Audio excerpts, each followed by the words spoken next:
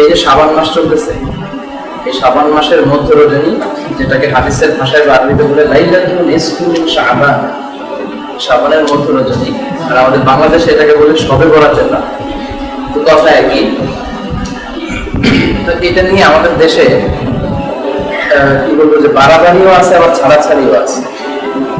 একদল এটাকে খুবই বেশি প্রমোট করতে যে এই হালুয়ার বিতরণ, আতশবাজি ফুটানো, তারপর ঘর দুয়ার বিভিন্ন আলোকসজ্জা দিয়ে সাজানো, এগুলো করে থাকে। আবার আরেকদল এই দিনটা সেলিব্রেট করা, উদযাপন করার মধ্যেও জায়েজ নাই, এটা বিদআত, এই ব্যাপারে বক্তব্য দিয়ে থাকে। আসলে এই দুইটার মাঝামাঝি হচ্ছে ইসলামের অবস্থা। তো এটা বুঝতে হলে অল্প 1 মিনিট আমি বলি যে ইসলামে কোন কোন রাত গুরুত্বপূর্ণ, কোন কোন রাতের একটা আলাদা সিগনিফিক্যান্ট ইসলামে রয়েছে। এই বিষয়টা যদি আমরা বুঝতে পারি তাহলে বুঝবো যে লাইলাতুল নিসফি শাবান বা শবে বরাতের গুরুত্ব আছে। ইসলামের সবচেয়ে গুরুত্বপূর্ণ রাত হচ্ছে লাইলাতুল কদরের রাত। সেটা হচ্ছে রমজানের শেষ দশকের বেজর রাত। যদিও আমরা ঘটা করে আমাদের দেশে 27শে রমজানটাকে পালন করা হয় রাষ্ট্রীয়ভাবে, কিন্তু এটা নিশ্চিত না যে 27শে রমজানই লাইলাতুল কদর হচ্ছে। বরং বিষ্ণু নবী সাল্লাল্লাহু আলাইহি ওয়াসাল্লাম 21 তারিখ রাত, 23 তারিখ, 25 তারিখ, 27 তারিখ, 29 তারিখ, এই 5টা রাতে লাইলাতুল কদরকে তালাশ করতে বলেছেন। বলতামিসু ফিল আশরিল আওয়াখির, রমজানের শেষ দশকের বেজর রাত্রিগুলো তোমরা লাইলাতুল কদর তালাশ করো। এটা হতে পারে যে 21 তারিখে হয়ে যাচ্ছে কিন্তু আমরা উদযাপন করতেছি 27 তারিখ। আবার এমনও হতে পারে যে 25 তারিখে হয়ে যাচ্ছে, আমরা উদযাপন করতেছি 27 তারিখ। এজন্য বুদ্ধিমান বিশ্বাসীদের কাজ হচ্ছে, মুমিনের কাজ হচ্ছে যে শেষ 10 দিনের যে 5টা বেজর রাত, প্রত্যেকটা বেজর রাতে সমানকালে ইবাদত করা। তাহলে লাইলাতুল কদর ছুটে যাওয়ার কোনো সম্ভাবনা আছে?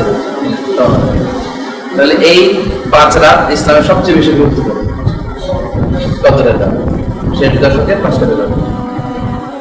আচ্ছা, এরপরে হচ্ছে জিলহজ মাসের প্রথম 10 রাত গুরুত্বপূর্ণ, এবং এই 10 রাতের কসম আল্লাহ খেয়েছেন, ওয়াল ফাজর ওয়া লায়ালিন আশর, ফজরের কসম আর জিলহজ মাসের প্রথম 10 রাত্রির কসম। ওই 10 রাত্রিটা শুধু রাত্রি না, দিন সহ গুরুত্বপূর্ণ, অর্থাৎ জিলহজ মাসের প্রথম 10 দিন এবং 10 রাত গুরুত্বপূর্ণ। যেহেতু 10 রাত গুরুত্বপূর্ণ, এই জন্য এখানে কথাটা নিয়ে আসলাম। ওইটা গুরুত্বপূর্ণ কারণ হচ্ছে ওই 10 দিনে অনেক উম্মাহাতুল ইবাদাত, মৌলিক ইবাদতের একটা সমন্বয় ঘটে। আমরা নামাজ তো পড়ি, তারপর আবার আরাফার দিনে রোজা রাখি, হাজী সাহেবেরা কুরবানি করে, তারা তাওয়াফ করে, তারা অনেক গুরুত্বপূর্ণ কাজগুলো করে। এই 10 দিনে মৌলিক ইবাদতের এমন একটা সন্নিবেশ ঘটেছে, অন্য কোনো দিনে ঘটে না। এই জন্য এই 10টা রাত তো বলতেছিলাম যে জিলহজ মাসের প্রথম 10 রাত গুরুত্বপূর্ণ। তাহলে একটা পেলাম কদরের রাত গুরুত্বপূর্ণ, আরেকটা পেলাম জিলহজ মাসের প্রথম 10 রাত গুরুত্বপূর্ণ। এরপরে জুমার রাত্রিটা গুরুত্বপূর্ণ, বৃহস্পতিবার দিবাগত রাত। সাধারণত জুমার রাত্রির ব্যাপারে আমাদের কোনো খেয়াল থাকে, কিন্তু বৃহস্পতিবার দিবাগত রাত এটা অনেক গুরুত্বপূর্ণ। এই রাত্রিতে বিষ্ণু ইসলাম ইবাদত করতেন, সাহাবারা ইবাদত করতেন। 3টা গেল। 4 নম্বরে ঈদের 2 রাত গুরুত্বপূর্ণ। ঈদের রাত হচ্ছে সারাদিন ঈদ কাটানোর পরে যে রাতটা, ওটা ঈদের রাত, ওটা ঈদের পরের দিনের রাত। আরবিতে রাত আসে আগে, অর্থাৎ চাঁদ রাত। আমাদের দেশে চাঁদ রাত বলে না, এই চাঁদ রাতটা ইবাদতের জন্য খুবই মুখ্যম একটা সময়। বিশ্বনবী, সাহাবা, তাবেঈদের অভ্যাস ছিল এই 2 রাতে তারা আল্লাহর কাছে ক্ষমা চাইতেন। রমজান শেষে 30 দিনের রোজা আল্লাহর কাছে কবুল হলো কিনা কারোর কাছে কোনো গ্যারান্টি নেই, আল্লাহর কাছে কাঁদতেন। এই 10 জিলহজের প্রথম 10 দিনের ইবাদত কবুল হলো কিনা, হজ কবুল হলো কিনা, এগুলো ঈদুল আজহা রাতে তারা কাঁদতেন। তাহলে 4টা পেলাম, কদরের রাত, জিলহজ মাসের রাতগুলো, জুমার রাত, তারপর 2 দিন। এরপরে হচ্ছে এই লাইলাতুল নিসফি মিন শাবান, শাবান মাসের মধ্য রজনীর এই রাতটা, যেটা বাংলাদেশে বলে শবে বরাত।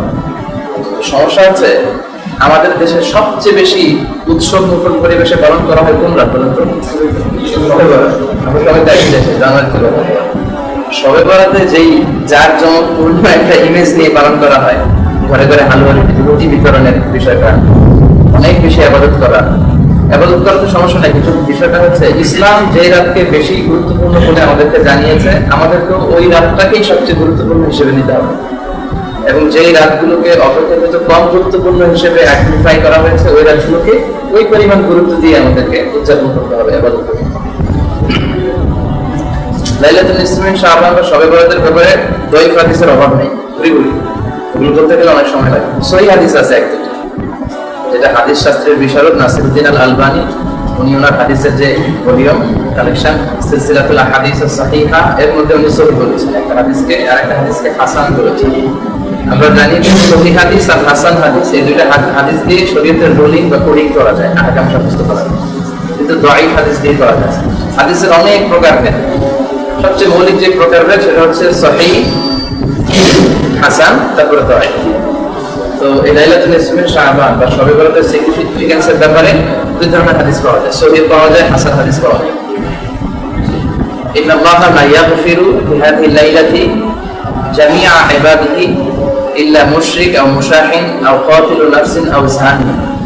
এই রাতে আল্লাহ বান্দাদেরকে গণহারে ক্ষমা করেন, মানে লাইলাতুল নিসফে শাবান বা শবে বরাতের রাতে চার শ্রেণীর লোক ছাড়া। এক হচ্ছে মুশরিক, মুশরিকদেরকে আল্লাহ ক্ষমা করেন। দুই হচ্ছে মুশাহিন, হিংসুক, অন্যের ব্যাপারে যে অন্তরে হিংসা পুষে রাখে। তিন নম্বরে হচ্ছে কাতিলু নাফস, অন্যায় ভাবে কেউ যদি কাউকে হত্যা করে, বিচারিক হত্যা হোক, যদি অন্যায় ভাবে হত্যা হইলে সে। চার নম্বরে হচ্ছে জানিয়া, ব্যভিচারী বা ব্যভিচারী। এই চার শ্রেণীর লোককে আল্লাহ গুরুত্বপূর্ণ রাতেও ক্ষমা করে, বাকি সবাইকে ক্ষমা করে। তাহলে একটা সিগনিফিকেন্স পাওয়া গেল এই রাতে। এই হাদিসটা সহিহ।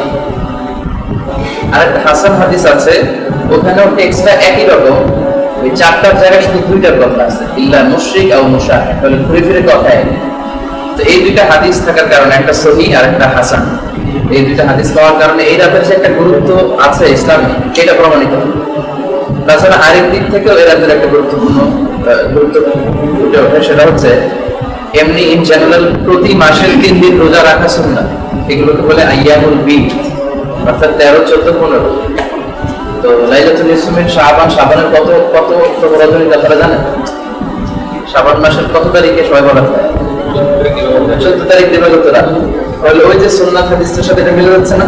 কারণ প্রত্যেক মাসের 3 দিন রোজা রাখা সুন্নাত, 13, 14, 15। আবার লাইলাতুল নিসফে শাবান ও শবে বরাতটা পড়ে গেছে 14 তারিখে। সো ওই হাদিসের এটার দ্বারা কিন্তু এটা সাপোর্টেড হচ্ছে। আর কোন আহকামের ব্যাপারে, শরীয়তের কোন হুকুম সাব্যস্ত করার ব্যাপারে যদি কোনো সহিহ হাদিস পাওয়া যায়, সহিহ হাদিস দিয়ে যদি ওটা সাব্যস্ত হয়, তারপরে ঘুরি দাঈফ হাদিস যদি ওটাকে সাপোর্ট করতে চায়, সেগুলোকে নেওয়া যায়, সমস্যা নেই।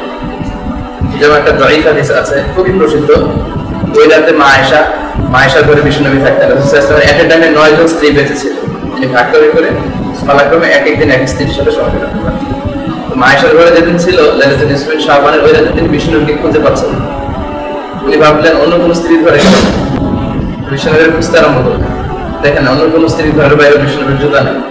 পরে বাকি আরকাত, মানে জান্নাতুল বাকি বা মাকবারাতুল বাকি জানবে বলে ওখানে যেয়ে দেখলেন বিশ্বনবী হাত তুলে ইবাদত করতেছেন, আল্লাহর কাছে চাইতেছেন, দোয়া করতেছেন। অনেক লম্বা কথা। তখন বিশ্বনবী আয়েশাকে বললেন, তুমি কি জানো এই রাতটা কেমন রাত? আয়েশা বললেন, আল্লাহ ওয়া রাসূলুহু আ'লাম, আল্লাহ ওয়া রাসূল ভালো জানেন। ওনারা দিনের সাথে এভাবেই বলতেন। তখন বিশ্বনবী বললেন যে এই রাতটা এমন রাত, এ রাতে আল্লাহ এত সংখ্যক মানুষকে ক্ষমা করে। ওই সময়ে বনু কালব একটা গোত্র ছিল, যে গোত্রের ছাগল বা মেষের সংখ্যা ছিল অনেক বেশি।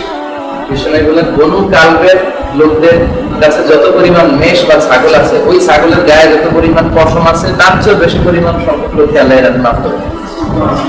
এ রাতের কোনো গুরুত্ব নাই, এই কথাটাও যদি ঠিক না। আবার এ রাতটা সবচেয়ে বেশি গুরুত্বের রাত। আবার বলা হয় যে এই রাতের ভাগ্য পরিবর্তন হয়, সারা বছর কি খাবেন কি করবেন এ রাতে লিখে রাখা, যেন বেশি বেশি আলু রুটি খান, সারা বছর ভালো জিনিস খাইতে পারবেন। এই বিষয়গুলোর সাথে ইসলামের কোনো সম্পর্ক নাই। সহিহ হাদিসের আমাকে যে দুইটা হাদিস বললাম, শুধু এতটুকুই আছে, এতে করে ফুটে ওঠে যে এই রাতে আল্লাহ ক্ষমা করেন। যারা বিরোধিতা করে তারা বলে প্রতিদিনই মাঝ শেষ রাতে আল্লাহ প্রথম আকাশে মনোনিবেশ করেন, বান্দাদেরকে ক্ষমা করেন। তারা বলে এটাও ওই দিনের মতো একটা রাত, আলাদা ভাবে জায়গায় থাকার দরকার নেই। তো আসল বাস্তবতা হচ্ছে প্রতিদিনের কথা থাকলেও এই রাতের কথাটা স্পেশাল ভাবে আরো একটা টেক্সটে পাওয়া যায়। প্রতিদিনের অবস্থা একরকম, আর এই রাতের বিষয়ে আলাদা কিছু টেক্সট পাওয়া যায়, এজন্য ডিনাই করার সুযোগ নেই যে না।